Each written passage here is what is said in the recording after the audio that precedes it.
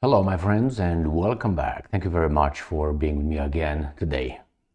I think the Ukrainian front is about to collapse, and I'm not saying this lightly as others for whom the war already ended, I don't know, almost 3 years ago. But according to the Ukrainians and the Russians, the front is about to collapse, and the Russians are in a offensive, the largest offensive since the beginning of this garbage in Ukraine. I have a few articles here, including the latest Russian drone and missile attack on Ukraine. They attacked Kiev as well, and guess what? Kiev is unharmed. But nevertheless, we have debris falling on Kiev and causing fires. We also have here a statement coming from the foreign minister of the Russian Federation, Sergei Lavrov. I think telling, how should I put it, obvious truth. Continue fighting and you're going to lose more territory. So let's start with the Russian attack, overnight attack on the 3rd of November 2024. Here it is.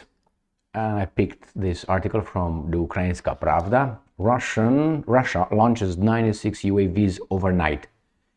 Ukrainian air defenses shot down 66.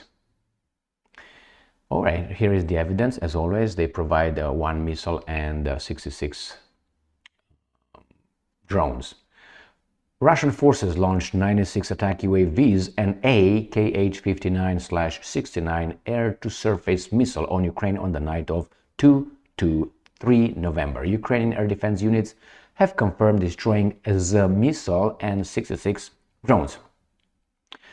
The Russians fired the missile from Kursk Oblast and launched the drones from areas near the Russian cities of Bryansk, Kursk, and Primorsko-Akhtarsk. So let me show you where those locations are, shall we? All right, we're going to start with a map of Ukrainska. Here it is. I think I spat. It's all right. It's a cultural thing in Romania. All right, here is the map. This is the Ukraine, all right? Kursk is right here. And then you have, I think they said Bryansk, if I remember correctly. Yeah, Bryansk, Kursk, and Primorsko-Akhtarsk. So the missile was launched from Kursk, I will show you, Oblast, and the other one was from the cities of Bryansk, Kursk, Primorsko-Akhtarsk. Here is the missile from here, then the drones from Kursk, from Bryansk, and then we go south here across from the Sea of Azov, where is Primorsko-Akhtarsk. It's exactly, fantastically right here. So these are the 3 points, directions, one here and here. Kursk and Bryansk, drones and missiles. Let's see what the Ukrainians successfully done.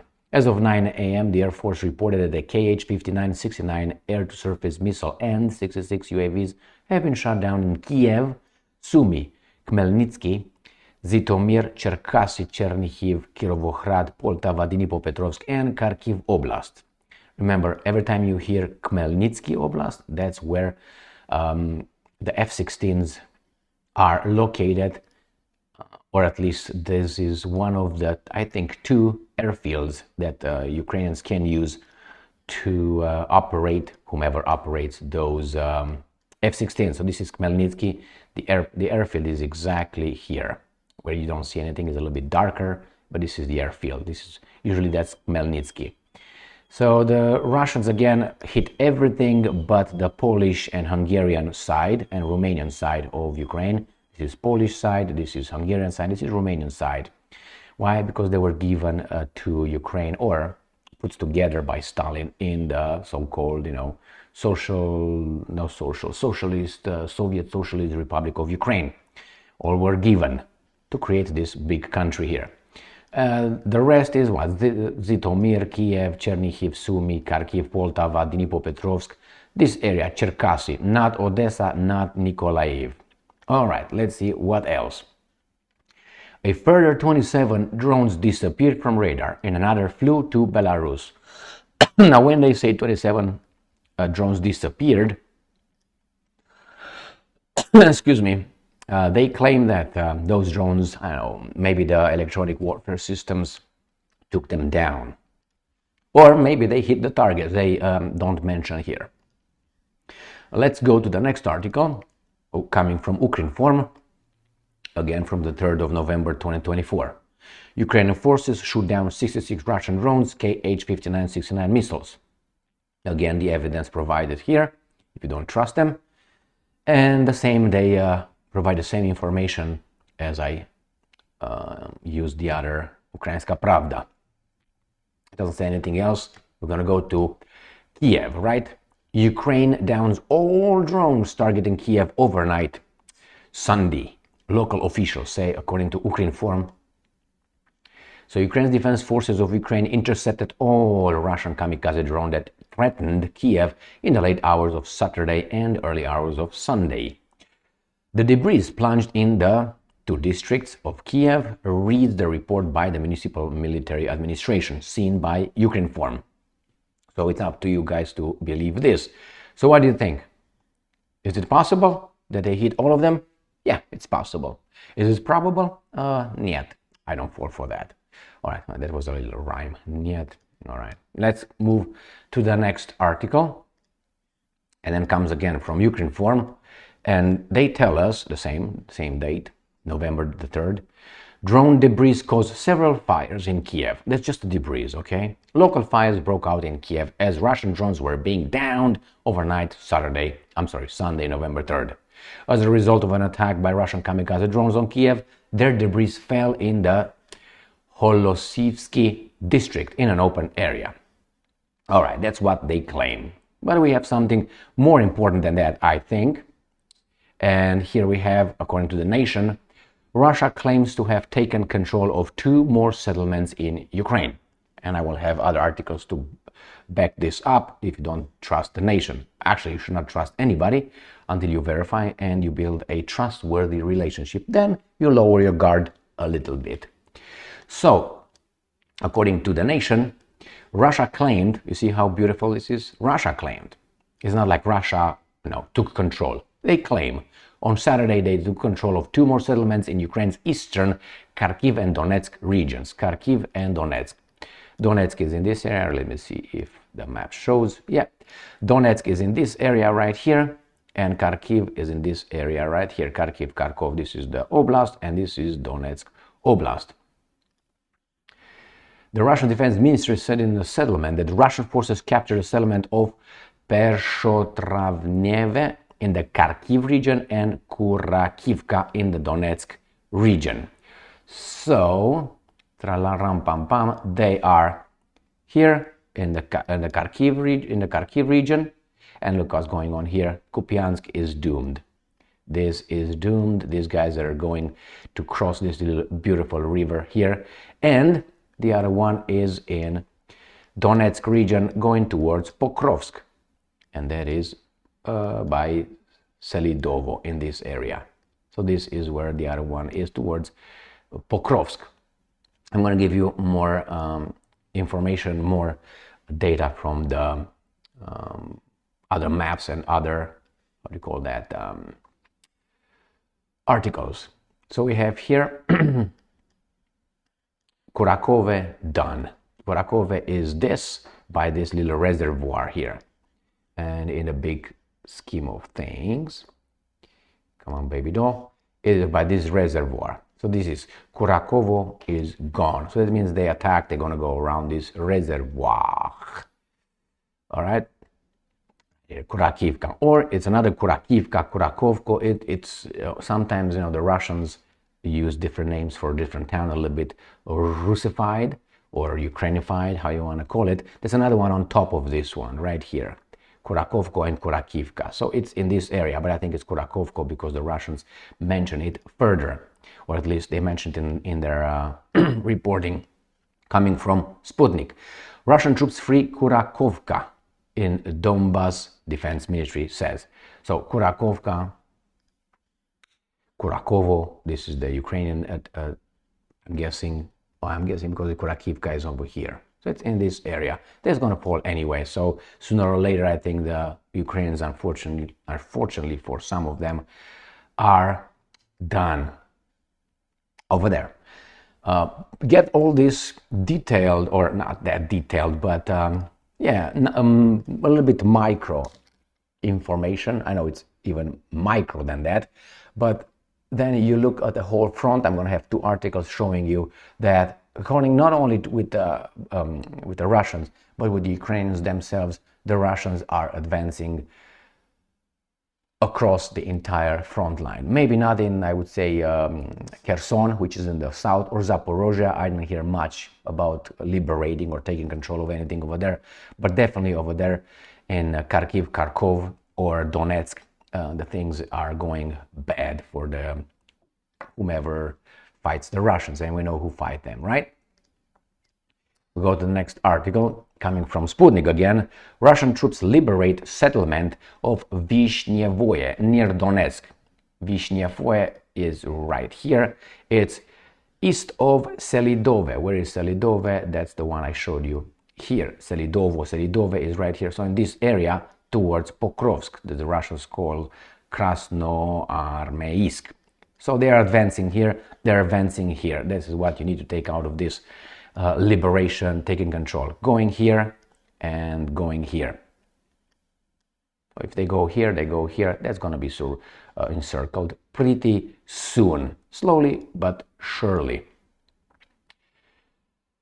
And as a result of an active offensive actions, units of the Center group of troops liberated the settlement of Vishnevoye in the Donetsk People's Republic. Now, you don't have to believe that, but pay attention, and you're going to see with time that the front moves westward. Russia Today. Here is what I was talking about, a general overview of what's going on the Ukraine front. Ukraine facing most powerful Russian offensive, top general. The top general is not a Russian, I mean, he is a Russian general, but he fights for the Ukrainians. That's Syrsky. Syrsky is Russian by origin, by ethnicity. Kiev's troops are in dire need of replenishing resources on the battlefield. All right, according to Alexander Syrsky, Kiev military is facing, and I'm quoting, one of the most powerful Russian offensives since 2022. General Alexander Syrsky, the top commander of the Ukrainian armed forces, has said. Syrsky made the remark on Saturday after meeting with a military delegation from the Czech Republic led by Chief of Staff Lieutenant General Karel Rehka. The Ukrainian commander praised Prague as Kiev's loyal ally and shared his concerns about the deteriorating situation on the battlefield. Now, Czech Republic has a former NATO general, so you know who's in charge of the Czech Republic, and I'm quoting again.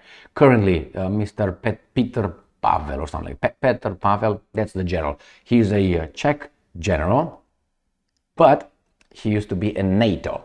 And then he won the elections, square and fair, and then he became over there in the Czech Republic the president, and he pushes the Czech Republic towards fighting Russia every day, like he's a mad dog. But anyway, what can you do? This is democracy for you and me as well. Do I like it? Not that way. I don't think it was meant to be that way. Or maybe it was, and we're just playing a matrix here, a farce. So currently the armed forces of Ukraine are holding back one of the most powerful Russian offensives since the start of the full-fledged invasion of 2022, Syrsky wrote on Telegram. He stressed that Ukrainian units are constant demand for the replenishment of its resources. All right, let's go and see what New Voice of Ukraine has. Ukraine braces against the largest Russian offensive since invasion, Syrsky. So this is according to the New Voice of Ukraine, and this is according to Russia Today, which is the same statement coming from the Russian general. Why is Russian? Because he's Russian. He lives in Ukraine. Ukraine's defense as of now, he's going to move to London soon. Ukraine defense forces are currently holding off one of the most intense Russian offensives since the start of a full-scale invasion, according to Syrsky. He made a statement, I think that is accurate. I think that is, how should I put it, not even a rope-a-dope, because, you know, when Muhammad Ali fought, 1974, foreman in Mobutu's land, okay, he was doing the rope-a-dope, and eventually he knocked down, what's his name? George Foreman. He didn't knock him out, but knocked him down.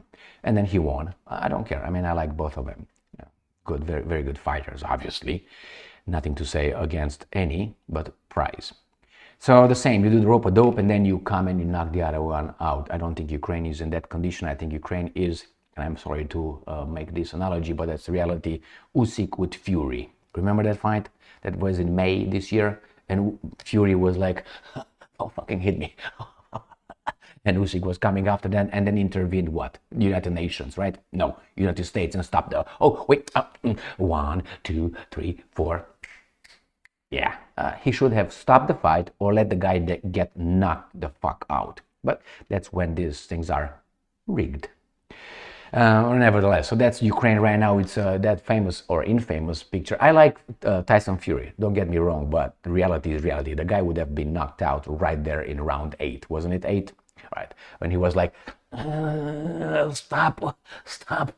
Okay, all right, let's move to the next article, and we're going to find out this comes with another piece of information supporting the, I don't know, conclusion, statement that the front is almost broken. Here, this is according to New Voice of Ukraine. Again, the Ukrainians, not the Russians.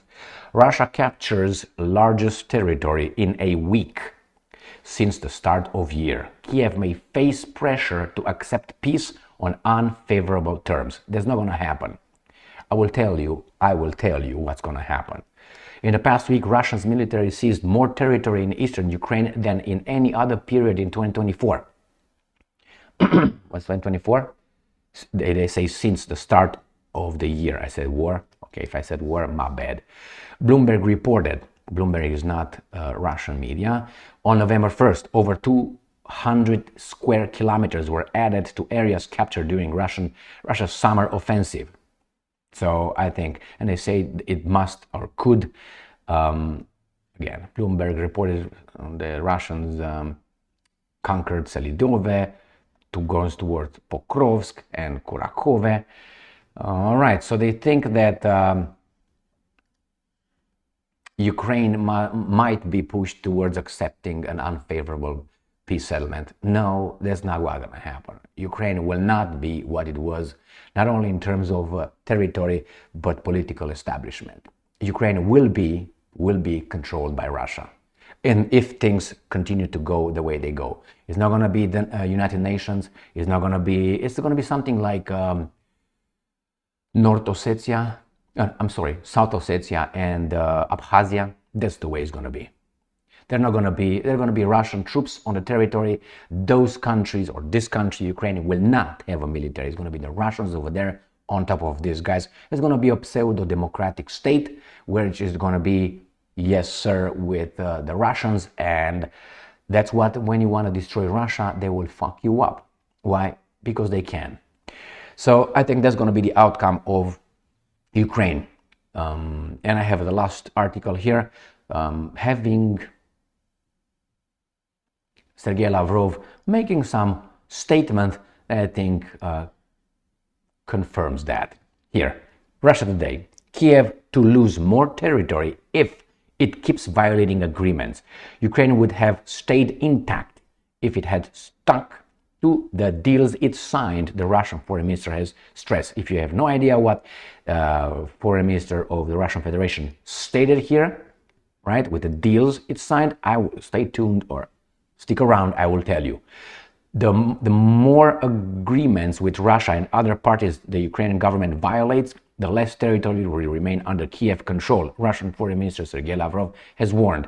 During his speech at the 16th Assembly of the Russian World in Moscow on Saturday, Lavrov reiterated the country's readiness to search for a diplomatic solution to the conflict with Kiev. According to Moscow, an integral part of the political settlement should be protecting the rights and freedoms as well as the legal interests of the Russian people and Russian speakers, alongside ensuring Ukraine's non-aligned, neutral and non-nuclear status and eliminating any and all threats to Russia's security that may come from within its borders. Acknowledging the actual state of affairs on the ground is of paramount importance. The longer the Ukrainian leadership with Western support keeps scuttling one agreement after another, the less territory remains under its control. Had they honored their commitments in February 2014, nothing would have happened and Crimea would be still part of Ukraine. However, they chose to break the agreements because they couldn't wait to seize power, he said. Had the Kiev government honored the Minsk agreements in February 2015, Ukraine would have still kept all its territories within its borders, including all the Donbas. Crimea was already gone by that time. They choose not to implement these agreements and not to grant a special status to a portion of Donbas. The third chance came up in Istanbul on April 2022 when Russia and Ukraine last sat at the negotiating table, the foreign minister said. Without a doubt, and I'm quoting, today looks quite different from April 2022, he said. Lavrov said, referring to any future negotiations with Kiev. So, I will make a short history of what Mr. Lavrov had to say. Ukraine was according to 1994 Budapest Memorandum, where the Americans were present, the Russians were present, the Ukrainians were present, was a neutral state. That means will not go to left or right. It's going to be a buffer zone between, unfortunately, NATO moving over and coming towards the Russians and the European Union. It was not meant to be left or right. That is in terms of military agreements and obviously the economic orientation. And then it was Viktor Yanukovych, who was then the president of Ukraine, legitimate president, elected through democratic vote. But before that, in 2008, that imbecile called George W. Bush, another one, like now we have, this is the level of our democracy. How can we vote for these imbeciles? I mean, I would give him a little stick and go and take care of my cattle somewhere on a fucking field. That's why I would do with these guys. But hey, they are our presidents. Why? Because they're put forward by the big interests for us to confirm and legitimize their garbage system, which is not what these guys pretend to be. So then in 2008, if you remember, in Bucharest summit, this baboon came out and said, oh, one day Georgia and Ukraine will be part of NATO. And Putin was like, say what? Exactly, it's exactly what happened. So if you look back, it's a lot of garbage these guys did to those guys. You know who's this and those, okay. So then what happened? Then these guys in 2014 overthrew a legitimate government, democratically elected. We love democracy, but in that case, we didn't love it. Why? Because those guys did not do our economic policy. Therefore, we got over there, and since then, the military got in. Ukraine was not a neutral country anymore. And then what happened after that happened. So that's what he's talking about. And then it was Minsk I, Minsk II agreements, which became international law, the 2015. Once you sign a document, international document, it goes to United Nations, becomes international law. If you break that, violate that, you're in a violation of international law, which Mr. Zelensky didn't like at all. And not only that. So it was Poroshenko, it was Hollande, the president of France at that time, it was Merkel, the chancellor of Germany, and obviously the Russians. And these two countries, the Germans and the French, were the guarantors that the Minsk agreements, and especially the 2015 one, was part of what Lavrov was talking about, remaining intact. By that time, Crimea was gone. So that's what happened. And then in the interviews, if you remember, with those pranksters, I don't know, Lexus and Tom Jones or something. Lexus, I know it's just, how do you call it? Pen names, let's put it this way, even though I don't think they're right. Hollande and Merkel said that we didn't mean to implement the international law with the Minsk agreement. It was just time to get Ukraine, which was supposed to be neutral, become armed and fight the Russians, because we disagreed with that. Poroshenko said the same thing, so all three lied to the Russians. And then what happened? These guys armed Ukraine, and in 2020, whatever, the Zelensky was elected as the Ukrainian president of Ukrainian people and nation. He said, I don't like anything about the Minsk agreements. That means, fuck it, we're going to break them. And what happened, you know, and the Russians tried to fix things. Yes, the bad Russians, and spoke with NATO, guys, what are you doing? And the other guy says, what are you going to do? And the Russians said, we're going to invade. We don't think so. Make me. And that's exactly what happened. Now they're making them. And they will do the same thing what Nikita Khrushchev did to JFK. What? Take your Jupiter nuclear missiles from Turkey. And JFK said, make me. I will bring my weapons into Cuba. And exactly that happens. Who won? Kennedy. I think we won because these guys did not dive in a nuclear war. So here is, my friends, I think there is a big offensive. I think the Ukrainians are in the courts, but not rope-a-doping. These guys continue to attack and have no chance in Kiev, obviously. Liberate or take over various towns, and here it is, an update of the Ukraine front, or the garbage what's going on over there. This war should not have started, and it started, I think, with the declaration, public declaration of that imbecile in 2008 in Bucharest NATO summit. That's where really it was right in the open. And then obviously that triggered the whole thing in 2014 with the overthrow, with our democratic help, over democratically elected government in Ukraine. And then we, that love democracy so much, immediately recognized the traitors who overthrew, with the help of outside interests, a legitimate government of the Ukrainian nation.